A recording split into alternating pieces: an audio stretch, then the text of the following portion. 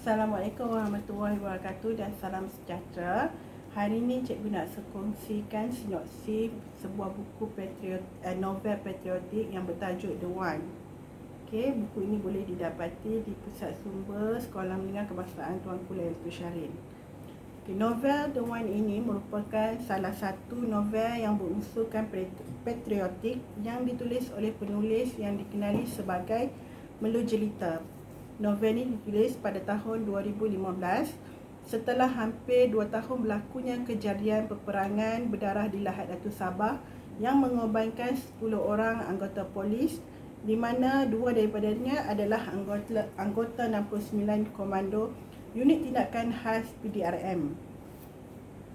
Novel ini mengisahkan tentang seorang anggota polis 69 Komando yang bernama Irfan yang sangat mencintai kerjayanya sebagai pasukan keselamatan negara. Beliau sememangnya bercita-cita menjadi seorang anggota polis sejak kecil lagi. Dalam melayari alam rumah tangga, Irfan dan Mariam saling berusaha menjadi yang terbaik. Irfan begitu menjunjungi kejayaannya yang menjadi cinta pertamanya, manakala Mariam seorang isteri yang tidak menyukai pekerjaan suaminya sepenuhnya kerana merasakan Irfan mencintai pekerjaannya melebihi dirinya.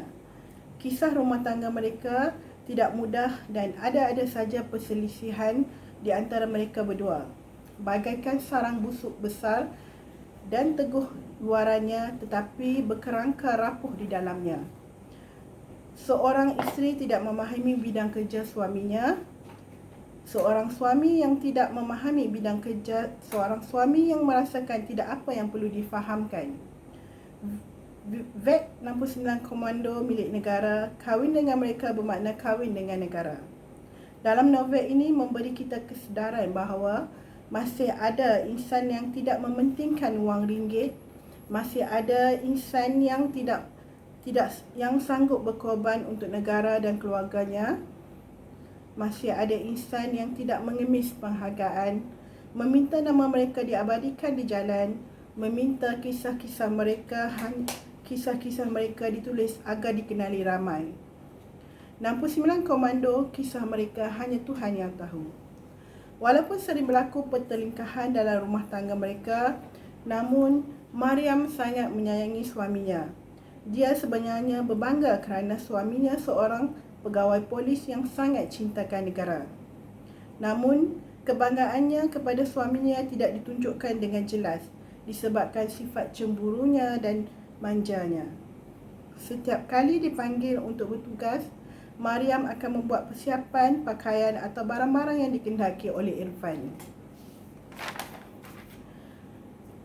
Irfan perlu memberi fokus kepada kerjayanya kerana bukan mudah untuk menjadi seorang anggota polis yang perlu mempertaruhkan nyawa sekiranya dipanggil untuk bertugas.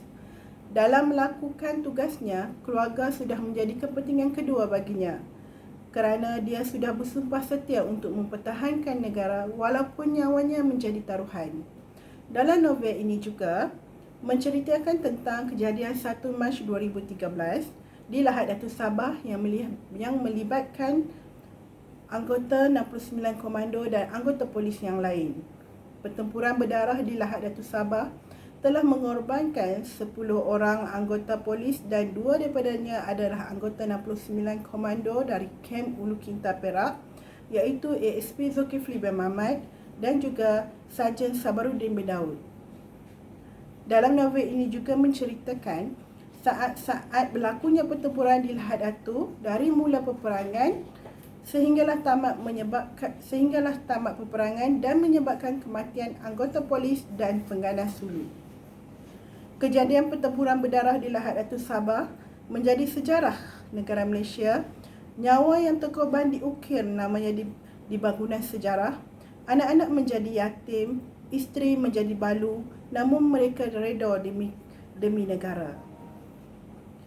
Suami yang berkorban untuk negara menjadi kebanggaan semua.